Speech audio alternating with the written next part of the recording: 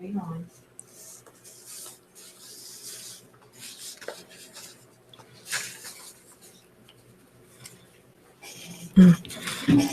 Hi, thank you for tuning in to Conversations with Kendell Lenice. I'm your girl, Kendell Lenice, and welcome. We apologize for the late start, but we are started. Okay, so let's talk about, just a little background for those of you that are tuning in for the first time. I'm a life coach, I'm an author, and I am a motivational speaker. My main objective to do this show is to motivate, inspire, and truly, help people any way that is my platform for. It's not just a show. That's how I am. That's what I do in real life. So typically I start the show off talking about current events and what's going on and what's happened. Well, I don't know what part of the country you're in, but we had the blizzard of 2016. So we had snow, I think, and when I went out there, the shovel, it was up to my thighs. So I'm glad to see that it is clearing up. And it's supposed to be 60 degrees this weekend, which is crazy. What else? Also, Toni Braxton. That's my girl. Anybody knows me knows I love Toni Braxton. Her biopic was on. Loved it. Read her book, Unbreak My Heart. So I loved it. You know, a few things could have been tweaked, but that's my girl. So I say all positive things, but I'll say one thing. The girl from Baltimore, I think her name is Lex. Shout out to her. The only thing I just wanted her to have a little more of that rasp that Toni has. But overall, I think everyone did a good job. Also, I know I've been, the last past shows, I've been talking about my book.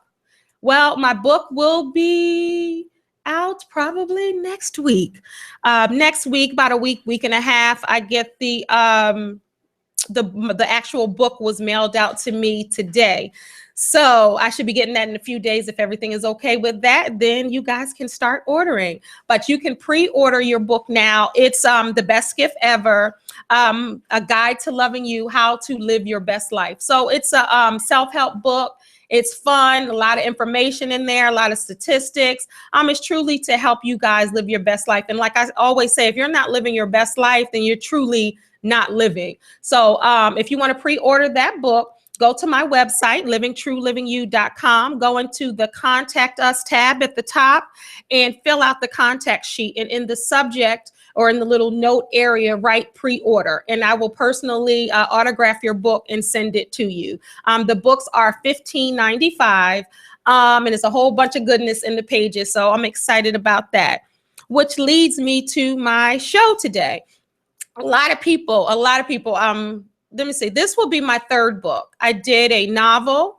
I have one novel published. I have another one written. I haven't published that yet. But one novel, my first novel was about 11 years ago. I did a novel called Lifetime Membership, No Expiration. And then the second book I was a part of, it was a compilation book with 15 women of God, and it was sort of autobiographical. We were autobiographical. It was sort of an autobiography. We were talking about marriage and selecting and our experiences and different things like that. So a lot of people got raw and real with that book. And that's still selling. It resonated with a lot of people. And now this third book is, like I said, a self-help book. So I'm kind of transitioning into that. I'm still going to do my novels because I love to tell a good story, but I'm going to do both. And then I really want to do books for children because I have a passion for children and just helping children in this world any way I can in a motivational kind of way. So that will be to come. But like I said, if you want to pre-order, go to livingtruelivingyou.com.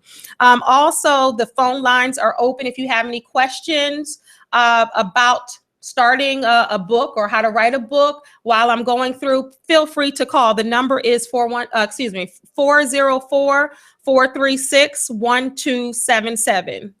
So yeah, don't know the number by heart, so I'm looking. 404-436-1277. And you can call in if you have any questions, if I'm not going to already answer them for you. And if this is your first time tuning in, typically I do have a guest to my left, but today it's going to be kind of educational because a lot of people have been asking me about a book. And I also do a book workshop. So you can find the information on my website too, but I do this in workshop form too. But today I'm going to do it on the radio. All right. So let's see where I'm going to start.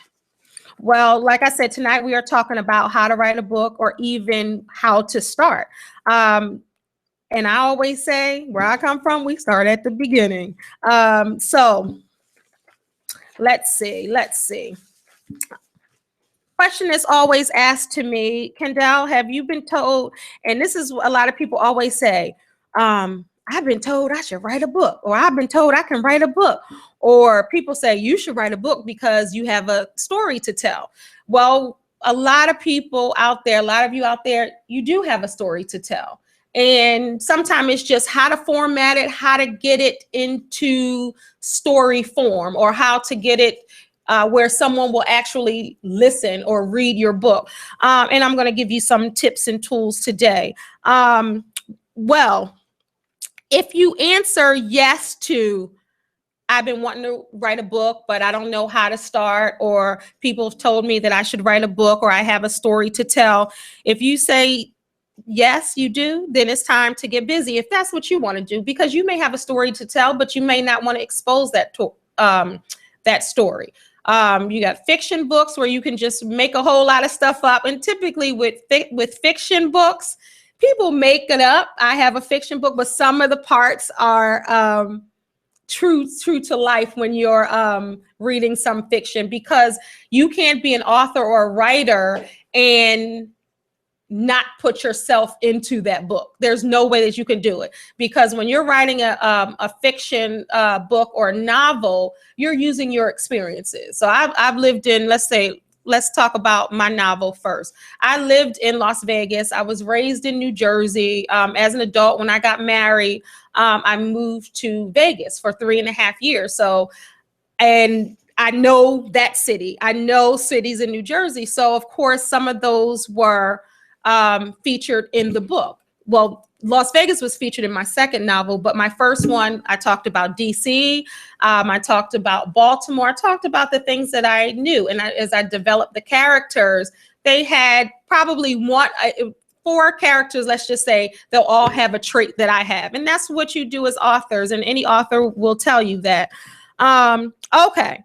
So a lot of people say, and I'm reading questions here. Are you, they're scared to tackle such a large feat. They feel like to be an author, to have a book on the stands, or to publish a book, it's a big task. And the answer to that question is, or the statement to that question, it is. It's not easy to do, especially if you are a busy person. It's not easy. I mean, it's not easy to write a book, but you can do that. And I'm going to go through some things later in some lists and really kind of unfold everything to really try to help you if you're interested in being an author or a published author or a writer.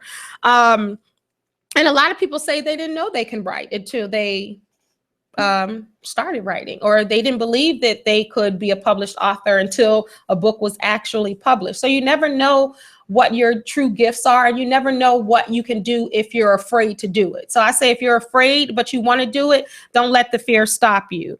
Okay, the only way, and I say this all the time, the only way you can overcome fear is to take fear off the table. So don't even act like fear exists, because if you start thinking about how you're fearful, and you start thinking about what it's going to take, and you don't know if you can do it, and self-doubt enters that, then you're never going to do that. But life is fearful. Things that you experience, they're fearful, but that you shouldn't let that stop you. Let's see. What do I have here? Here's another question. Do I have what it takes to write a book? I would say yes, but some more than others. Do you have what it takes to write a book? Like I said, I will say yes. Why do I say yes? Because anything that you put your mind to, you can do that. But if you know that you're not a strong writer, if you know that you don't know how to organize your thoughts, if you know that it's difficult for you to sit still to write, then maybe you would just need to take a class. maybe go online, get some books to kind of read how to do that. As far as if you have issues with grammar, that's not really going to pose a problem for you, because if you pay an editor, or if you sit down and have someone look at your book, or someone proofread your book, they can help you with that. Or you can also have a ghostwriter. So you may have a story to tell, but you don't know how to format it. You're not strong in the writing area. You can have someone. It's I have someone's autobiography that I'm going to write. They just want to tell me the story, and they want me to put it in book form. And that's what I'm going to do. And a lot of people, you'll see a lot of celebrities, like I was talking about Toni Braxton's autobiography, Unbreak My Heart, and a lot of autobiographies. I love autobiographies, by the way. But a lot of them have writers. So they're telling them the story. They're giving them the dates and times and the places. And it's almost like the coach or the co-writer is interviewing that person, and they're getting the story out of them, and they're wording it in a way that that reads well. So that's an option for you. Let's see. Would anyone care what I have to say? That was a question that was asked to me. Would anybody care what I have to say? So if I have a story in my heart or in my head, and I think that it's an amazing story, will anybody care? Well, you're not the only person that cares about what you care about. Your story may be unique to you. If you're going to write a nonfiction, means everything in there is truth and nothing but the truth. Somebody will care. And if it's your personal life story and you want to share that to maybe help someone, or for it to be cathartic for you, or to help you get to the next level in life, 9 times out of 10, someone else has been there. So yes, people would care.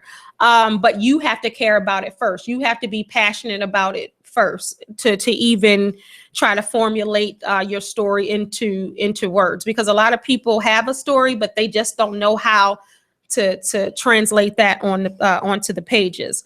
Let's see. All right, this is a good one. I don't have enough time. I don't have enough time. I want to write a book. I don't have enough time. Well, this is the thing. This is what I say. If you keep saying you don't have enough time, then you won't have enough time. So it's all about how you look at it. It's all about what you tell yourself. You have to watch the lies you tell yourself, because you can make time for anything that you want. If you want it bad enough, you can do it. And I'm going to give you some tips and tools a little bit later to kind of help you through that. But if you think that you don't have enough time because you're busy, you do. You have enough time. And the thing about time, and the thing about writing a book, if you don't have a publisher with their foot on your back saying that you have to get this book out by a certain time, then you can slow walk the thing. You know, if you want to write a book and it takes you 5 years to write a book, then it just takes you 5 years to write a book. You don't have to have that done by a certain time. So if you are worried about time, just do as much as you can every day. And that's part of my tips that I'm going to give as well. So stay tuned for that. Let's see. Next question. Where do I start? That's an easy question. A lot of people ask, where do I start? I want to write a book, but where do I start? Like I said earlier, you start from the beginning, but most importantly, just start. So if you want to do it, you just get some words on the page. And that sounds simple. That sounds just so simplistic. What do you mean? Just get the words on the page. You got to at least start. And I'm going to show you ways to start. So this is the thing. These are my steps. This is what I teach. This is what I do. But you don't have to do them in any order. As long as you do the steps, as long as you have some rhyme or reason or some path that you're walking down when you do it. But my steps. So the first step to writing a book is to decide that you want to write a book. It sounds simple, but you have to make the decision and really be serious about the decision. A lot of people say, hey, I want to write a book. You go see them 20 years later, they haven't written a book. Okay. So you have to really decide that you want to write a book, not people coming up telling you you should write a book. So if you really want to write a book and that's something that you want to do, just put it firmly in your mind and make the decision to write a book. The second step I have for you is to make it real in your mind. So when you make something real in your mind and you really believe that you can do it, and it's in your mind, it's embedded in your thoughts, you wake up thinking about it, you go to bed thinking about it, and it's something that's really just nagging at you and you really want to do it, then you can do that. But you got to make sure you make it up in your mind that you want to do that. Or if that nagging thing is telling you to do that, then that's what you should do. My third step is think about what you want to write about.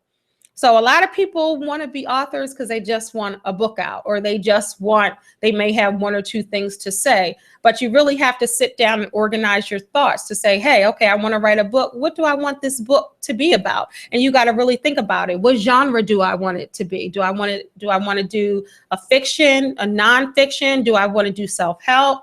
Do I want to do a children's book? Do I want to do a book about whatever it is, autobiography, or do I want to do someone else's autobiography, or do I want to do a biography? You have to think about what you want to do, and you have to pull from your strengths. My fourth step is come up with a working title.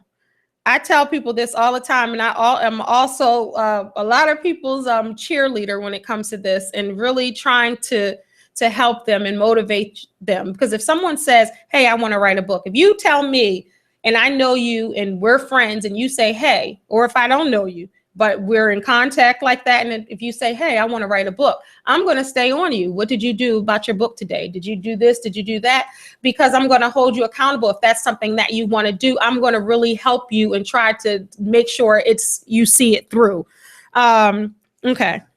So come up with a working title. What is a working title? When you're doing a book, your working title will be whatever you want it to be. So your working title, I like to put a title first, because then you can write accordingly. When you have that title up there, you can write. So as you're going through the chapters of your book, the title may change. That's why it's called a working title. But you want to have some type of basis, some type of idea on what you want to talk about. 5, you're going to create a loose outline. Think about the chapters and what you want to say. Okay, so you want to think about, what do I want to say? How do I want to organize this? How do I want to strategize? What do I want to say? And then you have a piece of paper, you can have the computer, whatever you do, and you start writing that down, what you want to do or what you want to say. If it's a novel, come up with the characters. So you watch TV shows, you read books.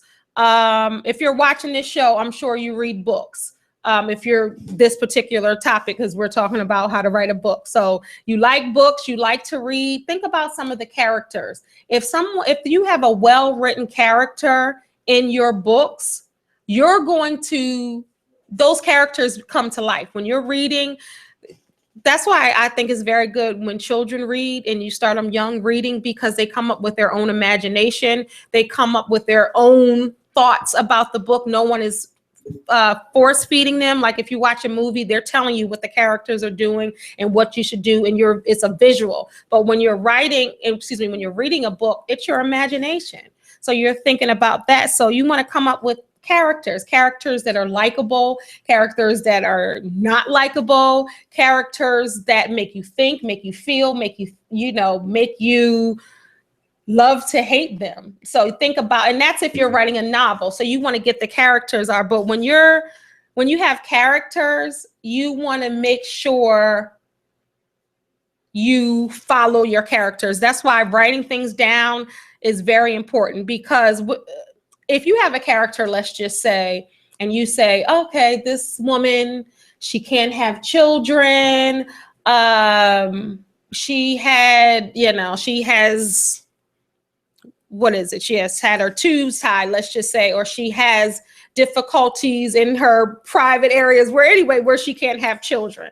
And then that's the first chapter, and you're trying to tell the story of this young lady. Then in the 6th chapter, you're saying, okay, she just had a baby, her and her husband, blah, blah, blah, blah. You're like, well, wait a minute. You didn't develop this character enough, because you just said she couldn't have babies. You just said this, but then how did she get pregnant, in the 6th chapter? So you really have to remember what you're writing, because sometimes when you're writing, your imagination and your thoughts will take the best of you, because you're just typing and you're just going, and you're not really keeping track of your characters and what they're supposed to do in their personalities, because they're almost like people that you're creating. So you have to look at it that way. My sixth step is, or my seventh step is, make sure it makes sense and keep the characters on track. That's what I was just talking about. You want to make sure. So if you have 3 characters, I'll use my novel for example. So I have 3 friends. Well, let me just tell you, my novel is about 3 friends from the DC area. They've been friends for over a decade. Everyone is looking at everyone else's life wanting what they have, because they truly don't know the value of what they have. So they're looking at everyone's life. One can't have children. One is looking to get married. One, so one is happily married, but she's looking to get divorced. So the one that wants to get married is looking at her life is good. The one that has a bunch of kids, she's looking at her life is good. So some tragedies and some different things happen in the book where they end up becoming real with one another. So they've known each other for 10 years, but they've known almost like the shell of the person. Then they start really having heart-to-heart conversations. They pull the layers back, and a lot of things are exposed at that point. So each character, I built them from ground up. So if this person is this, and this, and this, before you start writing, you want to break all of that down. So this character, she's going to be this, and this. She's going to look like this. She's going to sound like this. Her body type is like this. She has these internal issues. She has that. So you break it down, and then you go to the next person. So when you're writing and telling the story, it all makes sense. So if this person is, let's just say, insecure, but then you go down the line and you say something that's not a trait of an insecure person, let's just say, it's not going to make sense, and your story is not going to be believable. And when they go rate you on Amazon.com, that's what they're going to say, or you don't want to get 1 star because people can't follow the story. You've ever read a book or watched a movie and it's hard to follow. You can't, it really doesn't make sense, and you find holes in the story. That's the same way it is with a book. My 8th tip is to have fun, be open, and just kind of go where your story takes you, because you might have one type of idea and one type of story that you want to write in the beginning, but as you start to write and as you start to be a better writer, you might change. Or if you experience something in life, or you live through something, or you started it in your 20s and you didn't pick it back up into your 30s, you're going to view things differently. You're going to see things differently. So you might want to kind of turn the story around or change the story. So just have fun with it. Don't be rigid when you're writing, because when you do a first draft, and everyone knows what that is, I'm sure that's the first time you write it, when it's not cleaned up, the grammar is not right, the order may not be right. It's not the final book. So when you're doing the first draft, that's the time where you are creative, and you're changing your mind, and you're moving stuff around. So just have fun with that. If you start to do it like a job, it's not going to be fun to you, and you're not going to want to do it if you're doing it like it's a job. So that falls in line with my 9th tip. Just relax. Whatever you do, get some hot chocolate, get a glass of wine, get some coffee, whatever relaxes you, some chamomile tea. I love hot tea, and just sit back and kick back and relax. And you want your mind relaxed, and you want your body relaxed, so the best things can flow through you. And the 10th step I have is to write your story first, then make changes later. So don't worry about if it's perfect right away, because it's never going to be perfect right away. It's not, because you're going to make some changes. I know when I wrote my first novel I'm getting old, 2005, I did it in a few months because I had a goal, and I wanted to publish my book by my 35th birthday. And now I'm thinking it is, because I'll be 45 soon. So it was 10 years ago, and my main goal was to finish it. So when you have a goal, when you have a plan, and if anybody knows me, when I have a goal and I have a plan, I'm trying to hit that mark. Okay. So, and I'm sure you're the same way. And that was my goal. And people were like, oh, I had a lot of doubters, a lot of haters saying you cannot write a book in a few months, or you cannot get your book published in a few months. And I did. I sat down and I was so dedicated to writing that book that I was just, it was just flowing through me. And my book was on a floppy disk. We don't even use those anymore, but that's where it was. So each computer I would go on, I would take out my floppy disk and I would have my book on there. And when you're dealing with computers, I'm gonna tell you right now, sometimes you can lose your stuff. It happened to me. I think I almost had a heart attack. But I find a lot of people freak out when they're writing. You guys know I'm in school. I know some of you may be in school.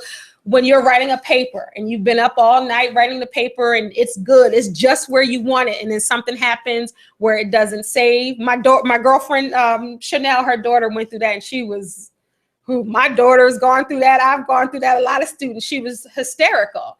And it is because you put your hard work in and you write it and those thoughts are just flowing through you. But what I've come to realize, sometimes when you're forced to make those changes, the book ends up being better. Your writing ends up being better because you write some of what you wanted to write at first and then you change it up. And it just becomes better. So don't stress about that. But also on the other side of the coin, make sure you back your stuff up every page or every paragraph. Make sure you back your stuff up as you go. Let's see. Okay. What should I write about? That's a question that I'm often asked. What should I write about? If you have to ask the question, then your thoughts or ideas are not going to be organic. So if you have to ask me or ask your parents or your friends or your husband or wife, your children, what you should write about, then maybe you need to just fall back a little bit and kind of let it come to you organically. Because I notice a lot of people that want to write a book, they really have something to say. They don't have to ask, what should I write about? So if you're asking that question, or what should I write about? I don't know what to write about. Then maybe you just want to hold tight until you get, some type of idea. Because if you force it, it's not going to be good. I'm not even going to lie to you. I'm going to keep it real with you. It's not going to be good because you're forcing it just to be an author. And it's not that serious. When you have something to say it, so that's when you can start that. All right, let's see. Who will read my book? That's a question a lot of people ask. So if I wrote a book, who will read my book? Then this is the thing. When you're starting out, you want to have a target audience, a target audience. That's the whole business side of it. And I'll do another video or another show talking about the business side of it. But right now I'm talking about the creative side of it. I'll say it like this. If you ask who's going to buy your book, then you haven't done your homework and you haven't done the research that you need, and haven't kind of selected your target audience. If you want to sell books, then you got to have your target audience. You have to have some type of plan. Now, if you just want to write for yourself and you just want to author something and you're not interested in selling books, you just want to get a book out there, then you don't have to focus on a target area. But if you want to sell your books and you want people to read your books and you want to do the proper marketing and the proper footwork on your book, selling your book, then you want to figure out, hey, who is my target audience? And what I mean by that is, who am I talking to? So when I write this book, I take the time to write 100 pages, 200 pages, 400 pages. Who am I writing my book for? Who am I talking to? Because when you're writing a book, you're talking to someone. When they're reading the pages of your book, they're talking to someone. I know when I first, I love Girlfriends, the show Girlfriends. I watch it all the time. I have all 8 seasons on DVD. It stays in my DVD player in my room. I watch it all the time. I love it because I'm a writer, so I love the writing. It's so real. You feel like Joan, Tony, and Lynn because the writing is so good and they act it out so well. And I say that to say that influences me. And the reason why I'm saying that is when people were reading my novel, they were like, I feel like I'm watching Girlfriends, or I feel like I'm watching a show, or I feel like it's real, like I know these people. Because I have a background in writing, but I'm a person, I'm a woman, I experience certain things. I've been around the world. I know a little bit here and there. Like I say all the time, I don't know everything, but I do know a lot in certain areas. And I take the time, most importantly, to research. So if I don't know something, I research it. And that's my best advice that I can give you guys. Back in the day, the internet wasn't popping like it is now. There were a lot of things that if you needed to know it, you had to go to the library or go to the bookstore and find a book about it. Now, with the click of a button, anything that you don't know or anything you want to learn, you can go right on there and learn it. So it's different. 10 years ago, the internet was up, but it wasn't like everywhere now. It wasn't like it is now, like on your phones. It was none of that. And I remember when I decided to write a book, I was like, okay, where do I start? What do I do? And when I tell you, it was like a class. I was in my own class.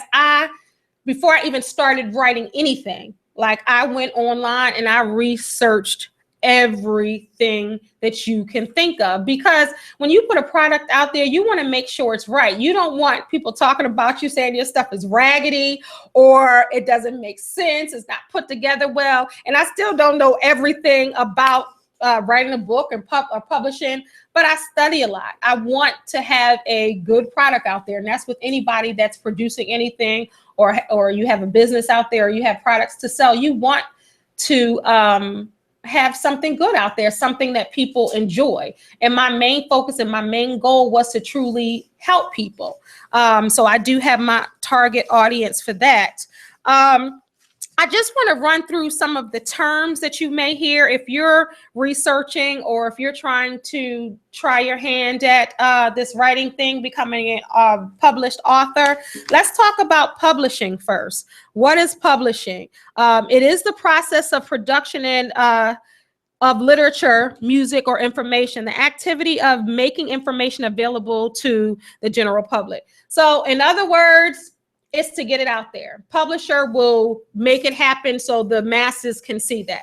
Because if I have this here and it's not published, then the only people that are going to see it are the ones that I hand it to. It's not, but if I publish it and publish it the right way, then it'll be out there for the masses. Self-publishing, that's what I did this time around, and that's what I did the first time around. Self-publishing, let me just read the definition for you for that. It is the publication of any book or other media by its author without the involvement of an established publisher. Okay. A self-published physical book is said to have been privately printed. The author is in control of the entire process, including, for a book, the design of the cover, the interior, the formats, the price, the distribution, the marketing, and the public relations. So basically, you got to work hard. If you want to self-publish, there's no big train behind you. It's almost like if you're in the music industry, if you're into music, it's almost like you're an independent artist, like you're an independent label. You don't have that big pull or push behind you. You gotta hit the pavement. You gotta grind for every sale of that book. You have to do everything. Now the publisher will print it for you, but you have to come up with, what do you want the cover to look like? What do you want the inside to look like? What type of price point do you want to make your book? What do you want to say in there? But the hardest part, I'm not even going to lie to you, about self-publishing is selling your book. Because like I said, for mine, for instance, I'm self-publishing. So I'm going to be the people that I know, the people that I love, the people that support what I do and stand behind me. They're going to help push the book. And now I'm so glad with social media, people can share it. It wasn't like that before. You had to, like Master P did back in the day, had the CDs in the trunk. You have to, meet the people. And that's still what you have to do. Social media is a big help because people can share it on their social media pages.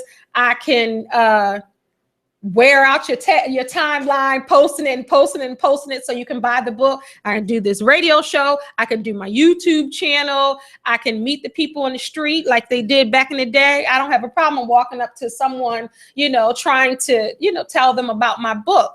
That's not always easy, but if you want your book out there to the masses, then you got to grind. You got to really grind and you got to work hard to sell the book because nobody's behind you. Oprah, not yet, but I hope to, and that's not, I'm sending books to Oprah and Gail and everybody. I got a plan on how I want to sell my books because I want them out there other than who I touch. You know what I'm saying? So if you really want to sell your book and you really want it to be something big, just so people can read it, and then the money, of course, falls behind that. But never write a book just for the money. You want to write a book that says something, that means something to you, and then the money will come later. Anytime you're doing something that you love and you're saying something that you love, the money will come later. So don't focus on, oh, I need to sell these books, I need to make X amount of money. Of course, don't get it twisted. I want to make money from my books, but I want to help. And that was my main objective. My main objective with writing a book is not to get money.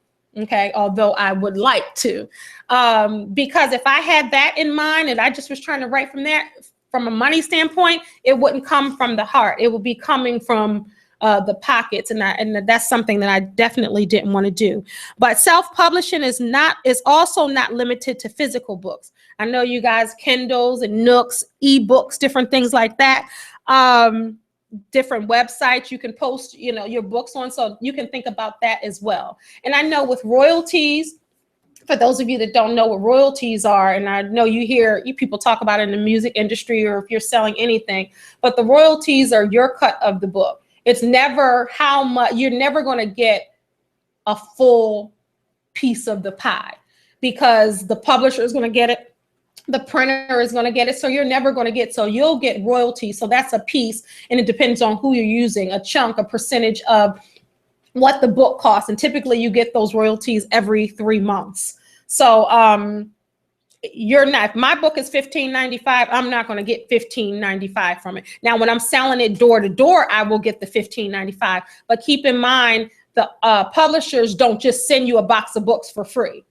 Okay, so the books that you want to sell, like if you're vending or if you're doing a book signing, or if you want to sell it to the people at work or your friends and family, and you want people to help you sell the books, you got to buy the books, because I got to buy boxes of books. They don't just say, okay, we published your book, let me ship you a box of books. I have to buy those books. Now they're at lower cost, but I have to buy those and then resell those. So you don't want to be sitting there with 2 boxes of books, maybe like 100 books, 300 books, and they're just looking at you and you're looking at them and you're not moving the books, because the objective is to move the product. When you move the product and you get the word out, and if your book is worth anything, or if you have something to say, people are going to tell their friends and families about the book. So I'm going to be atting everybody on Twitter and Instagram that I can think of to promote my book. I talk about different people in the book. So I'm going to make sure they say, hey, I'm going to say, hey, your name is in the book. I want you to read the book. And if they love it, they'll pass it on to their friends, because you want it to be something special. You just don't want it to be a local book. You want it to be worldwide and possibly on New York bestseller. I remember when I wrote my book, I just wanted to be in Essence magazine or on their bookshelf, or Ebony magazine as well. They have, list of books, and Jet magazine as well. So Black Enterprise, I wanted to be in those, and I still want to be in Black Enterprise or Essence. But that was a goal for me. I didn't meet that goal yet, but I'm not giving up. So I hope that people do like my book and listen to what I have to say. So like earlier, I talked about characters. So if you don't know what a character is, I'm just going to break it down. A character is featured in a story and used as a medium to communicate or interact with the reader. He or she is given a specific attitude or attitudes, appearance, names, direct to the storyline, as I was saying earlier. Characters may be major or minor, static or dynamic. So you decide who you want your character to be. Climax. We're talking about books here. The climax is the moment of the greatest intensity in a work or fiction, the most exciting and important part of the story, usually occurring at or near the end. The climax is a turning point in the action. So let me give you an example here. The climax, let's talk about Romeo and Juliet. Everybody has heard about that. It's a classic book. The climax of Shakespeare's Romeo and Juliet occurs when Romeo sees Juliet's body and he's thinking she's dead. And then he kills himself. Then when Juliet wakes up and sees Romeo dead, she kills herself. So that's like the big climax of the story. And that's when they talk about their love was so strong. If the other one died, the other one didn't want to live. So that's that climax of Romeo and Juliet. And you know that. So when people talk about Romeo and Juliet, I hear people say, oh, I want to love like Romeo or Juliet. And people say, well, you do know they both died. So that's that climax. That's what people remember. So that's that most memorable moment. Let's talk about dramatic irony. So dramatic irony, which often shows itself as some type of miscommunication or occurs when the reader becomes aware of something important of which the characters in the story are not aware of. So let me give you an example of that. So when you're watching, let's talk about television. When you're watching television or when you're watching a movie, you know that the husband cheated on the wife. He's with another girl in the show, and you're like, oh, I wish that wife knew, and the wife is over here doing something else. The audience can see what's happening, what's really going down, but the other character doesn't have a clue. Those movies, I know I'm big on that, movies or TV where I'm like, I can't look, or I wish they know. I wish they just let them know, or they find out. That's what dramatic irony is. Fiction, talked about this a little earlier. Fiction is a story about people or events that are not real. Literature that tells a story that has been imagined by the writer. So that's where your imagination goes wild. It's totally fiction. Nonfiction, of course, is based on facts, real events, real people, and such as a biography or history. So, they say history is nonfiction, but some history is fiction. Especially when they cancel some people out of history, and it happened. So, but typically history is nonfiction. All right, so a narrator. I know grade school, when you're in grade school and you're writing and you're talking about formatting a story or writing a paper, you talk about the narrator. That's the person or the character who tells or explains the story, the person who says the words that are heard as a part of the story, the person describing what is happening in the story, a person who provides the narration for something. So I don't know if anybody watches Jane the Virgin. If you don't watch that, you need to watch that. That is such a good sitcom television show. It's amazing. Like, I love it. So if you can binge watch it, it's on Netflix. Season 1 is on Netflix. But for those of you that do watch, there's a narrator, and he's like, that's my daughter's favorite character, is the narrator, because he really takes you to the next level and the next scene in a funny, creative way where you don't mind. It's not awkward in there. You're like, who is this person talking? So that is a narrator. They're telling the story as it's happening. So that's the thing when you're writing. This is another tip that I wanted to give. So when you're writing, you want to make sure that you stay in the same person. What do I mean by that? So if you're writing first person, you're like, I did this today, and I woke up and I brushed my teeth this morning, and I looked out the window, the birds were chirping, and I did this. And you say, and she walked to her car in the driveway. Well, I know Tamar says she, her, me, I is the same thing. But when you're rewriting a story, you have to continue with that first person. You can't start talking in third person, which is, she went to the door and she opened up the door and her old lover was standing at the door with roses on bended knee. And then she went to, if you're going to talk about she, him, they, that's third person. And that has to translate throughout your book. And that's hard to do. When you're a writer and you're writing that book, it's hard to remember the tense that you want to use. If you want to tell the story, and I've done both, but I almost like first person. Like, so let me tell you about this. I went to the store the other day. I did this. And then when I went into the room and he was standing there looking all good, I did this and I did that. I like that because it's almost like the author is talking to you. You get it? Like, it's like you're having it flows better to me. If you want to be on the outside, then third person is good. And I don't mean that in a bad way, because some people want to read it and disconnect from the story. Some people want to be engaging, invited into the story. And if you read a good book, I don't know if you guys read novels. I love my girl, Kendell Lenice. She's one of my favorite ones. And I just want to give her a shout out real quick. Kendell Lenice, my 35th birthday or around that, I met her. I had already had my book written and I met her.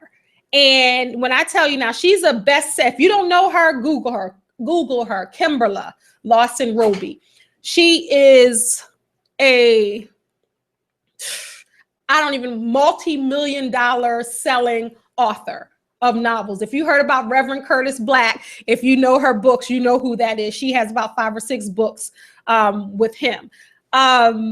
Big time author, New York's bestseller a gazillion times. And I met her at a book signing years ago, and I told her, hey, I wrote a book. It's about this, da, da, da, da. She sat there with me, and she didn't have to do this. She sat there with me. She entertained me. She told me, some do's and don'ts. She gave me her personal information and said, if you have any questions, issues, or problems, call me. And I will always be grateful for that. So fast forward 10 years, I went to a book signing in Baltimore of her new book. I saw her. I had a conversation with her and I told her, thank you. I said, I know a lot of people come up to you. I said, but about 10 years ago, I was writing this book, and she asked for a copy of my book, everything. I said, I was writing this book and I just wanted to thank you for being so gracious. And I said, it went a long way. And the same time, this time, she wasn't standoffish. She sat there and talked to me. She didn't rush me. She wasn't up here. You know what I mean? She was right here at eye level, and she was very sweet, very nice. And just for that, I will continue to support her for everything. Forever, because she was truly helpful and truly a nice person and really gave me some good tips. Because that's the thing. If you're writing a book, you want to talk to someone that's been there, that wrote a book, or that sold some books, or that has some knowledge that you don't have, because that's where you're going to get that information from. And that's why I'm trying to help you guys. I'm no Kendell Lenice. I would hope to be at her status one day, but I still have gone through the journey. I have gone through the educational part. I've gone through the research. And it's a lot. It's a lot to it, especially that business part of it. The creative part is the easy part. The business part of it is not always so easy, depending on how and what route you're going through. But and that's why I always say, any information that I have inside, I will share it with you. I will give you anything that I have. If you have any questions, you can always email me, contact me on social media, and I'll do whatever I can to help you. Anytime someone comes up to me and says they want to write a book, I help them immediately, because everybody can write a book. Everybody can be an author if that's what you want to do. And then a lot of people just hold a lot of information. They don't want to see anyone else succeed. They don't want, if they're the author of the family or the friend group, they don't want anybody else to do it. But I say, hey, look at the library, look at the bookstores. You ain't going to be the only one anyway. You know what I mean? There's room for us all. Now, I want to talk about a literary agent. First, let me tell you what they are. A literary agent is also synonymous with a publishing agent. So you might have heard that. It's an agent who represents writers and their written works to publishers, producers, film studios, and assists in the sale and the deal negotiation of your book. So let me break it down to you. So literary agent is who the publishers want to talk to. So if you're Kendell Lenice, let's go 10 years ago. So Kendell Lenice, I'm trying to publish my book. I have all of these books on writing the book, all this stuff all over the place, and everywhere I look, literary agent, you need a literary agent. I called all kind of publishers in New York. I went down the list. I've got all my books, because if you come to my house, I got a bookshelf and I love to read, and I got a million books up there and I've read them all. So I went to all my books. I looked on the back cover, the same kind of way a lot of new artists, musical artists do. They look on the back of the album cover or the tape cover or the CD cover, and they see who the record labels are and they want to send their demos. It's the same thing with an author. I looked on the back of all my book covers, and I called and I wrote every last publisher that was on there. And Kendell Lenice told me, she was like, I can't tell you how many denials I got. And that was the best advice that she gave me. She said, I'm going to tell you right now, you're going to get so many rejection letters. And if you let it get to you, it's going to get to you. She said, I got so many. She got so many to the point she had to start her own publishing company, her and her husband, because she was getting denied. And it's not because she's not a good writer. She's an educated woman, good writer, excellent. It's just people really weren't checking for her. So she created her own. Then when she started selling her own, that's how it is when you're an independent writer. When you start selling a lot and in bulk, then the big companies, the big record companies or the big publishing houses, that's when they end up contacting you. They're like, if this person can sell all of these books by themselves, let me see what they can do if we get behind her, because they see you almost as a cash cow at that point, but that's okay. Going back to me sending those letters out, I got rejection letters. I got some maybes. I got no responses the first time. So I was like, okay, I'm gonna do it myself. But then when I was looking, literary agent. So basically it's almost like you're trying to get a job and they say you need more experience. You're like, well, that's why I'm trying to get a job. How can I get a job and get experience if no one won't give me a job because I don't have experience? It's the same thing. So the big houses, the big publishing houses, they don't want to look at you if you don't have a literary agent. But this is the thing, you can't get a literary agent until you're a published author and you've sold a number of units, a number of books. So it's like a catch-22. It's like cat chase mice. It's just, hamster on the wheel. That's what it is. So it was difficult to do that. So at first I was like, okay, I'm going to try to do that. So then I end up self-publishing with a company in Alabama. And that was good for what it was. That was a learning experience, let's just say, with that particular book. And that's what life is. That's what, this whole thing is a learning experience. So, pardon me. So it's going to be some challenges behind it, but in the end, it is worth it. And when I tell you, you will be amazingly surprised at yourself, you will. And you will be so proud of yourself, because anything that I accomplish or anything that I set my mind to and I do it, it's a gratifying feeling within. Like no one else has to say congratulations or I'm proud of you. It's something that you feel inside when you set out to do something and you succeeded or completed the task. It's a good feeling. And I'm just an advocate of finishing what you start, So to get a literary agent, you got to be a published author, and you have to be an author that sold some books, because the publishing houses are going to put a lot of money behind you. They have to remember we talked about self-publishing, where you do the marketing, you do the selling, you do the whole campaign, the whole shebang yourself. Well, if a big publishing house gets behind you and they do the publishing, then they accept the responsibility, the financial responsibility to make it happen, to make you the hottest author out there. So they stand behind you financially and do all of that. So with anything, just like if you give somebody $5,000 and they say they're going to do this, you're going to be looking to see if they produce. You're going to be looking to see, okay, I'm giving you $5,000. What are you doing? You haven't sold anything. So imagine if somebody puts $50,000 behind you just to start, or $100,000. They want to see that you can produce. And that meaning that your book is likable, people want to read it, you have a target audience, and you are writing to someone directly. They do all the marketing, they do all of that, and they stand behind you. And a lot of small people don't get that. Now, if you're a celebrity already, and you want to write a book like Niecy Nash's book, it was a cute book. She's Niecy Nash. People know her. She's on television. She's not an author by trade or writer by trade, but she had something to say, and she said it in a humorous way. They got behind her. They did the book for her, paid for the book, marketed the book, did everything. She was on the book tours and every talk show you can name. Is How to Fight Naked. It was a cute book. And she sold a lot of units. But if you're someone that doesn't have a name, you're not famous, people don't know who you are, it's harder to sell a book. Okay. All right. I'll take it. Okay. Hi, Faye. How are you? I'm good. Welcome to Conversations. I'm sorry. I was trying to find out if y'all are having, is this radio on fire? Yes. Okay, I was trying to tune in for Keita Sing. Who? Keita Sing. Oh, it's Yeah, they're coming on at 9.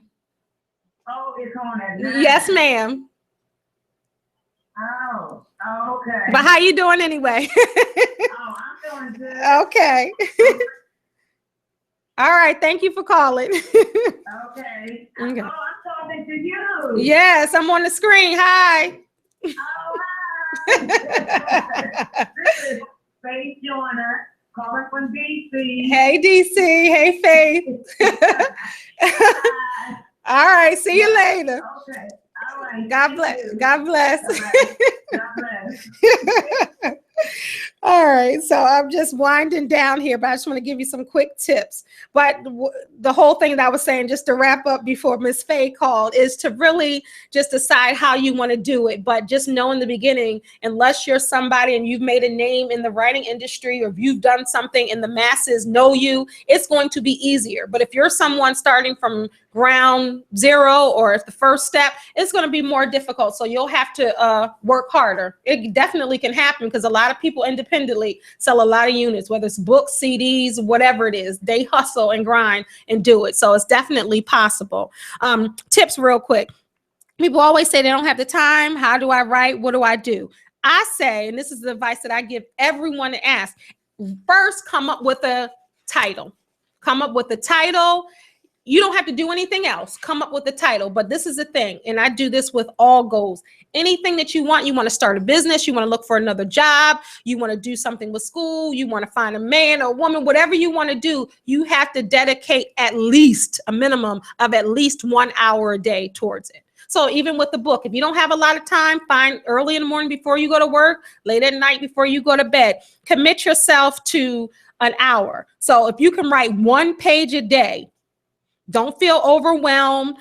Just make the commitment to first come up with the title. That can be 1 hour. You could just sit there with the title, looking at it, let the ideas jump off the pages. So don't feel overwhelmed, but just commit yourself. The second tip I have for you is to find a quiet place to write.